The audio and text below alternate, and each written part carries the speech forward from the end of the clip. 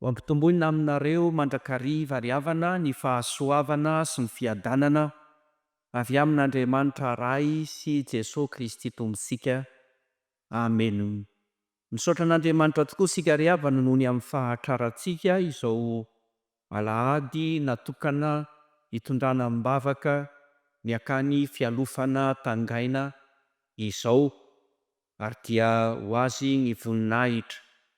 Miarahaba ny mpitandrina mivady, ny birao ny fiangonana, ny mpievitra-rà, misampanasampanasa fikambanana asa samihafa eto amin'ny FJKM Atsimo Mahamasina ary dia maneho fisaorana eram-po eran-tsaina anareo noho ny amin'ny famoahanareo midanadana ny varavaran'ny fiangonana mandray ny akafita tsy vao izao fa isa-taona dia sokafanareo hatrany ny varavaran'ny fiangonana, maneho indrindra ny fisokafany fonareo koa amin'ity akany fanabeazana ireo zanak'Andriamanitra eny tangaina ity ary dia miarahaba manokana ny mpitandrina eto an-toerana izay vita soa ary synodà lehibe ka tafaverina soamantsara indray eo anivon'izao fitandremana izao. Miarahaba ihany koa ny komity mpiara-miasa indreo ianareo mpiandraikitra rehetra eny tangaina tarihan'ny tale,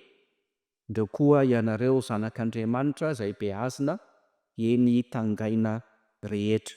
Dia ny tompo amintsika mandrakariva ry havana malamy. Maneho fisaorana ny mpanompon'Andriamanitra nitarika fampom-pavahana teo izay misaotra sy ny arahaba dia tena kono ny amin'izao fahazoana miombom-bavaka amintsika izao. Indrindra hitondra ny hafatr'Andriamanitra. Ny Salamo 1telopolo, andininy 120 hatramin'ny 420 izay vao avy novakiana tamintsika teo ry havana no andeha hifampaherezantsika tamin'ity maraina ity. Salamo maneho fitokisan'ny mpanao salamo an'Andriamanitra ao anatin'ny fahoriana izay nolalovany. Mpanao salamo enjehina mafy, izay le soramandry hitantsika ery ambonin'ny 1:2. Kanefa ao anatin'izany fanenjehana mafy izany dia izao matoky an'Andriamanitra izy. Mametraka ny fanantenany amin'Andriamanitra izy. Mametraka ny fanantenany amin'Andriamanitra izy. Fa nahoana moa ny mpanao salamo no matoky an'Andriamanitra? Ary everika fa fampaherezana tokony omena antsika rehetra ihany koa amin'izao vaninandro miasavitra, toe-javatra manahirana izay lalovany tsirairay sy lalovany firenentsika izao izany. Mpanao salamo matoky an'Andriamanitra voalohany satria Andriamanitra dia mandrakitra zava-tsoa ho azy. Andriamanitra dia mandrakitra zava-tsoa ho azy. Hitantsika amin'ny 1:20 zany. Zany ry havako ilay Andriamanitra mampahery antsika. Mahery sika satria misy zava-tsoa lehibe izay raketin'Andriamanitra ho antsika. Izay raketin'Andriamanitra ho antsika. Raha mamaky ny andininy eo aloha sika, eo alohan'ity 1:20 ity zany, dia mahita fa nisaritaka ny fiainan'ny mpanao salamo. Misaritaka ny fiainan'ny mpanao salamo. Manomboka any amin'ny 1:7 dia mahita izao fehezanteny izao sika hoe sy mba nalahelo ny masoko sy ny fanahiko ary ny tenako, lany nalahelo ny aiko sady lany mpisetoana ny taolako, tsy manan-kery aho noho ny eloko, efa lany ny taolako, tonga fandatsa aho, eny na dia amin'ny namako aza, izay mahita eny velany mandositra, efa adiny tahaka ny olona maty izay tsy tsaroana intsony aho. 7:12 ahitantsika izany. Fiainana misaritaka feno fanafin'ny-tohinana ny fiainan'ny mpanao salamo. Kanefa hita eo amin'ny 7:10 ao anatin'ny perikôpantsika teo fa nanan-karem-pahasoavana atolotra azy Andriamanitra. Manan-karem-pahasoavana voarakitra ho azy Andriamanitra. Izao ny vaky ny 7:10.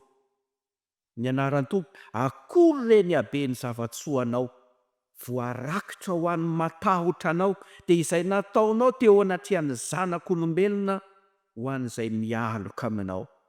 Ary ny tena mahavariana amin'ity andininy fahasivy-folo ity ry havana dia izao: ny fahitana fa eo anatrehan'ny zanak'olombelona no ataon'Andriamanitra izany zavatsoa raketina ho an'ny mpanao salamo izany. Eo anatrehan'ny zanak'olombelona, izany hoe ny zavatra raketin'Andriamanitra ho antsika dia tsy hafenina, tsy miafina amin'izao tontolo izao izay ataon'Andriamanitra amintsika, izay omen'Andriamanitra antsika ho an'ny olona matoky azy, fa ataony fantatry ny olona rehetra. Eny, fa na dia ao anatina fiainana misaritaka aza ny fiainan'ny mpanao salamo. Mahafinaritra sady manentana ny foheriny mamaky ny andininy faharoapolo. Jereo ve baibolinao raha misokatra e? Hoy ny voalaza amin'ny andininy faharoapolo: anafina azy ao amin'ny fiafenana eo anatrehanao ianao, mba tsy ho tratry ny teti-dravy atao amin'ny olona izy, ampihery azy ao an-tranonao ianao, mba tsy ho azony lela mifanditra izy. Ry havako, izany ilay Andriamanitra mampahery atsika. Andriamanitra manao famonjena, dia famonjena ao anatin'ny fiainana simba, famonjena ao anatin'ilay fiainana lany-pisetona, eo anoloan'ny fiainana banga noho ny fanarian'ny namana, dia misy Andriamanitra.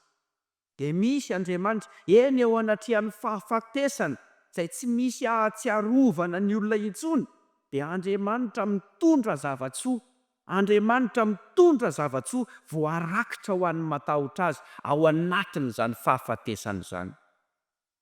Fantaro fa ny hoe zavatsoanao voarakitra ho an'ny matahotra anao, hitantsika amin'ny andininy fahasivy-folo tapany voalohany, dia maneho fa na inona misaritaka eo amin'ny fiainan'ny mpanao salamo sy ny fiainantsika koa, na inona fahatsinitsoniavin'ny fiainantsika arak'izay mety ho heverin'ny olona sy vakin'ny olona eny ivelany, dia misy zavatsoa raketin'Andriamanitra, voarakitr'Andriamanitra ho antsika. Toy milaza izany hoe misy zavatsoa tehirizina ho anao, izay hafenin'Andriamanitra ao anatin'ny fisalibonany fahorianao.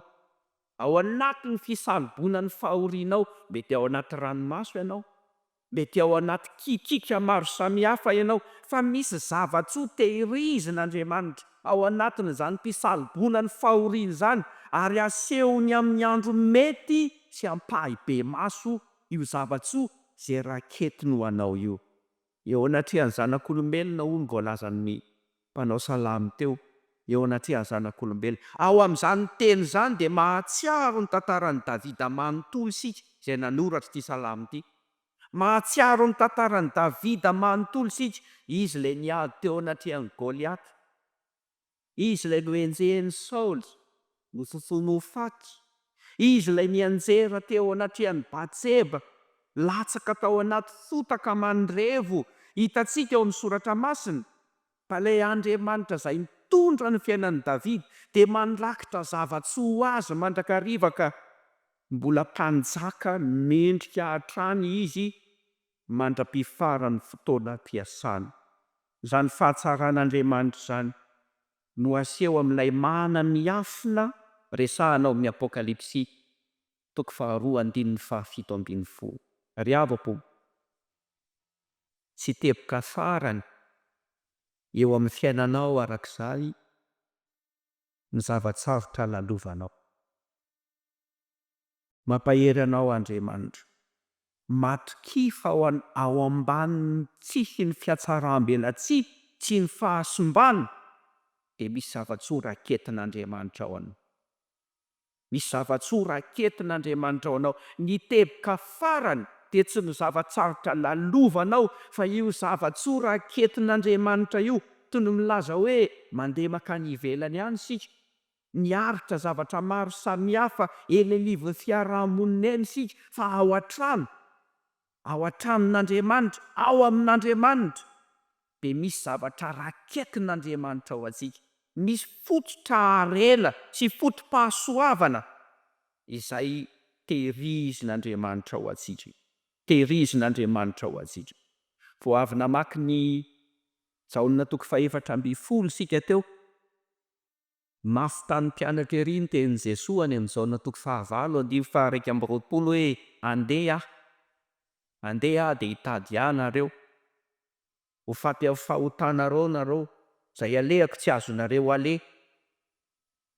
Porofo zany ny fanontaniana amin'ny silamy amin'ny jaonina toko 410 teo fa ho aiza ianao e? Fa andeha ho aiza ianao? Tsy fantatraina zay alehanao e, ho aiza ianao? Amin'ny 19 aza dia ohatry ny mampahery tena sisa nataon'ny mpianatra hoe asehoy anay ny ray dia ampy anay izay. Ary zany nahatonga an'i Jesosy niteny amin'ny 19 hoe zao tsy hamela anareo kamboky akaty aminareo vetivety foana dia tsy hahita intsony zao tontolo izao fa ianareo no hahita. Amin'izany andro izany dia ho fantatrareo fa izaho miraiky ary ianareo ato antso ary izaho aminareo. Inona ny antony? Valiny, satria te hampahery ny mpianany Jesosy. Toa te hiteny amin'ny mpianany izy hoe eo anatrehan'ny fahakambotianareo dia eo foana, eo anatrehan'ny fahakambotianareo. Izao tontolo izao ny tsy mahita fa ianareo mahita, satria ataoko mahatsapa ny fisiko ianareo.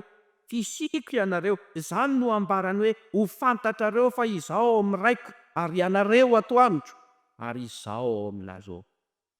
Moa ve tsy manamarina ny foto-kevitra hita eto amin'ity salamo? Fa 1:30 zany ry havana dia araka ny tenin'ny mpanao salamo hoe akory reny habe ny zavatsoa anao, voarakitra ho an'ny matahotra anao. Mampahery antsika ry havana. Ny teny hoe mampahery dia tsy fanomezana korazy raha mamaky ity salamo 1:30 sisa, fa izao misy eo amintsika Andriamanitra, mandrakitra zavatsoa ho antsika Andriamanitra. Amakivaky izao herinandro izao ianao, mety hisedra zavatsarotra samihafa fa izay atao sy ao anatin'ny saina dia izao misy zavatsoa izay omanin'Andriamanitra, tehirizon'Andriamanitra eo amin'ny fiainana. Fa ny faharoa ry havana malala dia izao, fa nahoana moa ny mpanao salamo no mahatoky an'Andriamanitra eo alohany fahoriana, eo alohany mahatsinotsinona, na ny namako aza mandao ao tonga ao amin'ny fahafatesana izay tsy misy ahatsiarovana intsony, eo alohan'izany rehetra izany no mahatoky an'Andriamanitra ny mpanao salamo. Fa maninona izy no mahatoky an'Andriamanitra? Raha mamaky ny 2:20 isika dia mahita hoe satria Andriamanitra dia mihaino ny fifronana. Izany ny famonjena ataon'Andriamanitra. Mampahery antsika satria mihaino antsika Andriamanitra raha mitaraina aminy isika. Izao no vaky ny 2:20. Fa hoy izao tamin'ny fahatairako, voafongotra tseo masonao akanjo, mihaino ny feo ny fifonam-piany ianao raha nitaraina taminao. Tsy marina arak'izany ny filazan'ny mpanenjika ny mpanao salamo hoe tsy mahavonjy azy ny Andriamaniny. Tsy marina arak'izany ny filazan'ny mpanenjika ny mpanao salamo hoe fongotra izy, fa izao ny marina kokoa, ny hevitra mandrakariva ny fisandratan'ny olony Andriamanitra, ary mamela ny olony hisiritra ka tsy misy fepetra ny fahasoavana ao aminy. Misy mpandinika soratra masina nilaza hoe manazava ity salamo 1:30 milaza fa ny olona izay tsy mino an'Andriamanitra dia tsy manana traikefa amin'ny fahatsaran'Andriamanitra. Izany hoe raha milaza ny olona iray fa tsy mahavonjy Andriamanitra dia ny tsy fahafantarany ny fahatsaran'Andriamanitra no mahatonga azy ny teny izany. Ry havako, aseho eto ary ilay Andriamanitra tsara, manana fahatsaram-po, na eo aza ny fitsapana zavatsarotra izay ataon'ny fahavalo ny mpanao salamo, eo ampelatanan'Andriamanitra ny anjarany, fa tsy miakina amin'izay ataon'ny olona mandrefesan'ny olona ny momba azy. Eo ampelatanan'Andriamanitra ny anjarany ary afaka miantehitra amin'izany anjarany ao amin'Andriamanitra izany izy.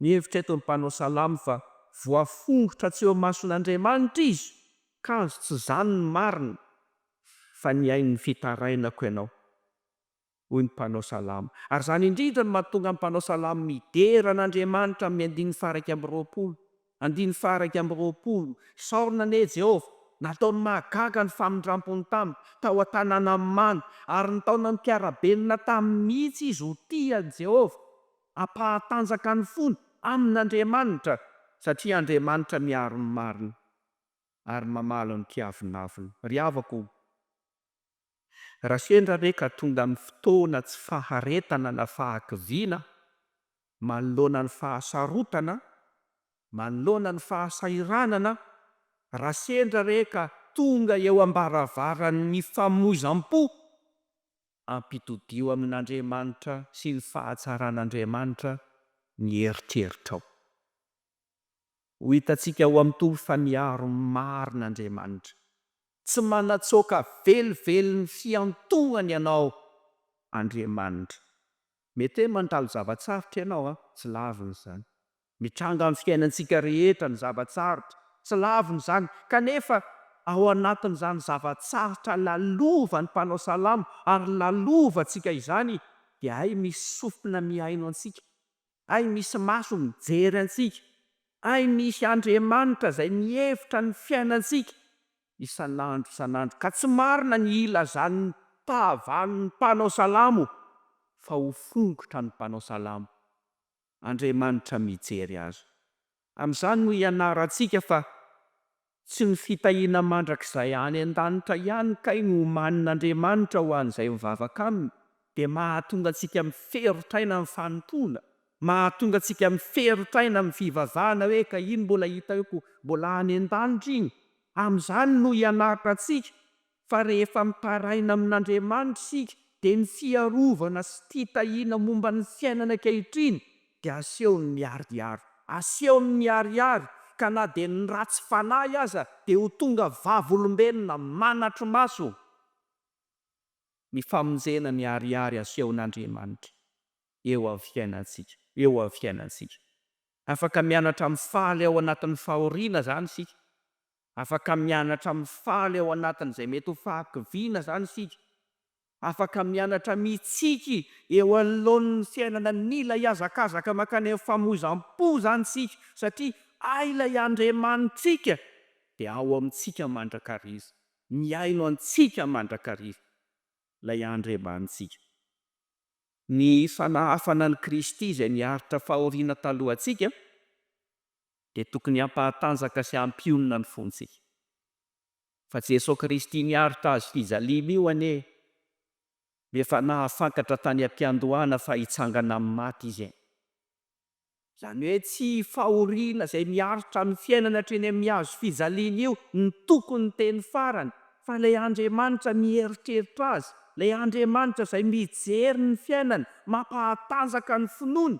Ka raha sendra miazakazaka mankany amin'ny famoizam-po ianao, eo anoloan'ny varavarana tsy ahafahanao makaiza intsony, mba hampitodio iray segondra ny saina, hitodika amin'Andriamanitra, ilay mampahery antsika, fa misy anjara tsara izay tian'Andriamanitra omena antsika, ary omena antsika eo mason'izao tontolo izao. Ndreo nareo rakizy izay be azy na entangay, raha nesorina teo amintsika dada sy mama, na i dada na i mama, dia tonga kamboty sika, dia mety maro tamintsika ny eritreritra hoe tena vita ny fiainako, ongotra aty, satria ilay nahitako masoandro tsy eo intsony. Na ianareo aza mety mijery ny tenanareo dia mety mahatsiaro hoe tena latsaka ao anaty fahasahiranana,